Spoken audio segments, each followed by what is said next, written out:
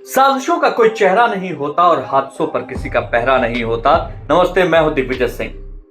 आतंकी हाफिज सईद का भी काम तमाम हो गया है।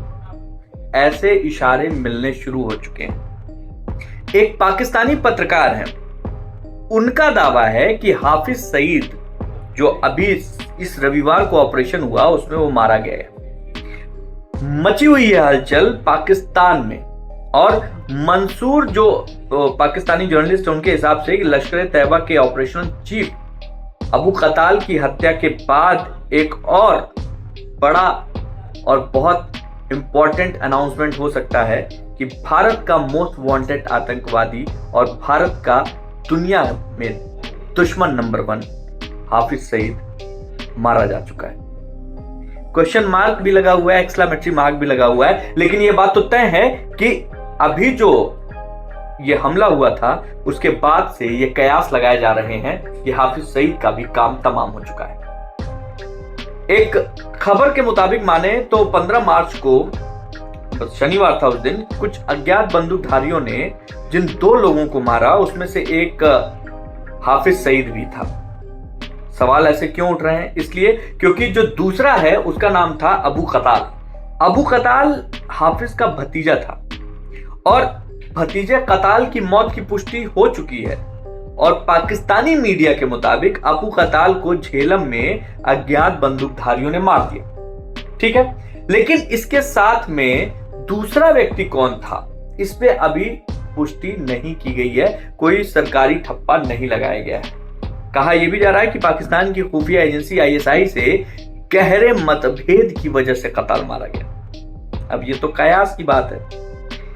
पाकिस्तान में कताल की मौत की पुष्टि के बाद अब हाफिज सईद पर सस्पेंस बरकरार है। एक चीज तय है, 2 लोग मरे थे, उसमें से एक अबू कताल था, दूसरा कौन था? तो दूसरा फिदाइन जो मरा उसके बारे में अभी कोई कुछ बोलने को तैयार नहीं है, लेकिन अबू कताल हर उस जगह पर मौजूद रहता था जहां पर हाफिज सईद का नाम लिया जाता था। मतलब अबू कताल और हाफिज सईद का जो है चोली दामन वाला साथ रहता था। अब जब 2 लोगों की मौत कंफर्म है तो दूसरा कौन है, इस पे सस्पेंस बनाने के पीछे क्या वजह हो सकती है?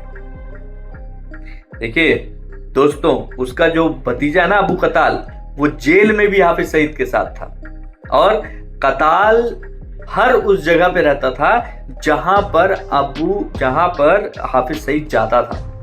अब जो ये पूरा खेल है इसको समझिएगा, क्योंकि अभी आरोप ये लग रहा है कि कौन ढूंढने की कोशिश की जा रही है कि कौन है जो भारत के दुश्मनों को पाकिस्तान में बैठे बैठे मार दिया जा रहा है, मारता चला जा रहा है।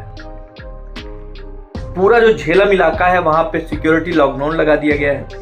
सवाल इसलिए भी उठ रहा है क्योंकि हाफिज सईद अगर जिंदा रहता तो उसके मरने की जब खबर आती तो तुरंत उसके हैंडल से कोई ना कोई पोस्ट आता था। इस बार कोई पोस्ट नहीं आ रहा है, कोई सबूत नहीं पेश किया जा रहा है, पाकिस्तान की सरकार भी चुप है। सबसे बड़ी बात, हाफिज के मारे जाने की खबर का खंडन भी नहीं किया गया है। इतना ही नहीं, पाकिस्तानी मीडिया भी खुलकर कवरेज नहीं कर पा रही है क्योंकि उनको कवरेज करने ही नहीं दिया जा रहा है।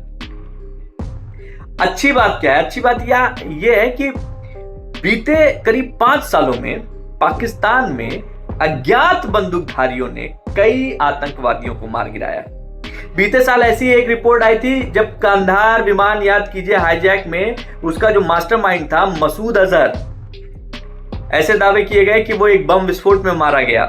हालांकि अभी तक उसकी पुष्टि नहीं हो पाई है, लेकिन कुछ रिपोर्ट ये बताती हैं कि मसूद अजहर के घटना के बाद उसके बाद से उसको देखा नहीं गया। अब सोशल मीडिया पे अपनी अपनी कहानियां चलती हैं और जैसे ही ये खबर सामने आई, सोशल मीडिया पे एक खबर दौड़नी शुरू हुई कि हाफिज सईद इसी गोलाबारी में घायल हुआ था, उसे अस्पताल में भर्ती कराया गया, भर्ती कराने के बाद वहां पे उसकी मौत हो गई। लेकिन अभी तक आधिकारिक रूप से कोई रिपोर्ट नहीं दी गई है और इस तरीके के दावे लगातार सोशल मीडिया पर हो रहे हैं। ऐसे में एक सवाल उठ रहा है कि पाकिस्तान में ऐसा क्या हो रहा है, भारतीय खुफिया एजेंसी ऐसा क्या कर रही है कि पिछले 5 सालों में इतने ढेर सारे मोस्ट वांटेड अचानक से अज्ञात बंदूकधारियों के जरिए मारे जा चुके हैं। पाकिस्तान ने आरोप लगाया था, याद कीजिए, जून 2021।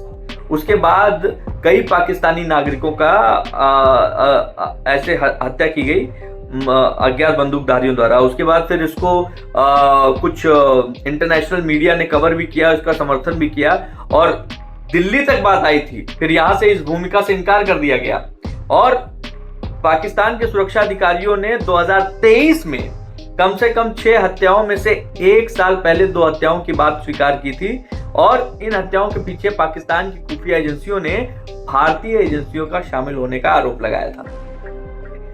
मुस्कुराहट इसलिए है क्योंकि पाकिस्तान ने भारत की खुफिया एजेंसी जो है रॉ, उसके होने के संकेत दिए थे। अगर वाकई ऐसा था तो आप समझ लीजिए कि हमारी रॉ बहुत अच्छा काम कर रही है।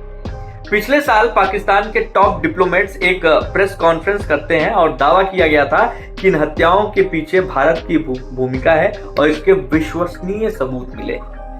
पाकिस्तान के जो विदेश सचिव थे उस समय, मोहम्मद सिरस सज्जाद, वो 23 जनवरी 25 जनवरी के आसपास उन्होंने ये प्रेस कॉन्फ्रेंस की थी और बताया था कि सुपारी देकर ये हत्याएं कराई जा रही हैं और इसके पीछे जो है वो भारतीय एजेंट्स हैं, उनको जिम्मेदार ठहराया गया था। अब जब हाफिज सईद के बारे में ये खबरें उड़ रही हैं, खबरें सामने आ रही हैं, तो पाकिस्तान में हड़कंप मचा हुआ है। पाकिस्तान में किसी भी तरीके का कोई खुलासा नहीं किया जा रहा है, मीडिया को कवर करने की कोई छूट नहीं दी गई है। ये एक डेड कंफर्म चीज है कि हाफिज सईद का जो भतीजा है अबू कताल, वो मर चुका है, उसके मारे जाने की पुष्टि हो चुकी है। हाफिज सईद के बारे में कोई मुंह नहीं खोल रहा है। आपको बता दें कि जो अभी पिछले 4-5 सालों में जो मारे गए हैं उसमें से करीब 2 दर्जन ऐसे आतंकियों की हत्या इसी तरीके से की गई है। अज्ञात हमलावर आए, गोली चलाई, मार दिया। अब इनमें दाऊद मलिक, शाहिद लतीफ, मोहम्मद रियाज, जियाउर रहमान, सुखदुल सिंह, खालिस्तानी जो है आतंकवादी था, 21 सितंबर 2023 को मारा गया। अबू कासिम कश्मीरी, हरविंदर सिंह संधू, जहूर मिस्त्री जैसे कई ऐसे नाम हैं जिनको इन्हीं 4-5 सालों में निपटा दिया गया। इन संदिग्ध हत्याओं में लाहौर में खालिस्तानी आतंकवादी परमजीत सिंह पंजवार की हत्या भी शामिल थी। पंजवार की मई 2023 में गोली मारकर हत्या की गई थी।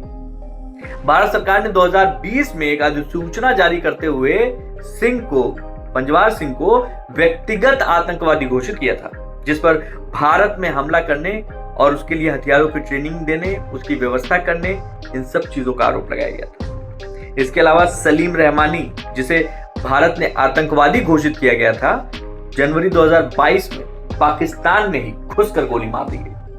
अब जब ऐसे आतंकी जो भारत के खिलाफ साजिशें रच रहे हैं उनको घुसकर गोली मारी जा रही है तो पाकिस्तान तिलमिलाया हुआ है। सिक्योरिटी एक्सपर्ट्स जो पाकिस्तान में बैठे हुए उनका कहना है कि अगर ये हत्याएं भारतीय सुरक्षा एजेंसी द्वारा कराई जा रही हैं तो यकीनन ये पाकिस्तान की जासूसी एजेंसियों की बड़ी नाकामी है, ये उनकी प्रभावशीलता पर सवाल है। उन्होंने ये भी कहा कि जिन लोगों ने निशाना बनाया है वे सभी पाकिस्तान समर्थक सशस्त्र संगठनों से जुड़े थे, लेकिन पाकिस्तानी एजेंसियों ने उनकी सुरक्षा नहीं की या फिर सुरक्षा में नाकाम रही। अब इस पूरे पिक्चर को आप देखेंगे तो गर्व करने वाली बात यह है कि आप पाकिस्तान के अंदर बैठे वो खूंखार आतंकियों की बात कर रहे हैं जो वहां बैठने के बाद ये समझते हैं कि वो भारत के लिए दुनिया का सबसे बड़ा खतरा है, लेकिन उनको उनके ही घर में बैठे बैठे कुछ लोग हैं जो मौत की नींद सुला रहे हैं। अभी चूंकि ये जो मामला सामने आया है हाफिज सईद वाला, अबू कताल वाला, इसलिए ये बात सामने निकल कर आ रही है कि ऐसा कौन है जो इस पूरी रणनीति पर काम कर रहा है और भारत के दुश्मनों का काम तमाम कर रहा है। खुलकर कोई कुछ नहीं कहना चाहता, लेकिन अगर आप इशारों को समझते हैं तो बात आपके समझ में आएगी। हाफिज सईद पर जो भी अपडेट होगा वो जल्द से जल्द आपके पास पहुंचेगा। देखते रहिए न्यूज़ पथ।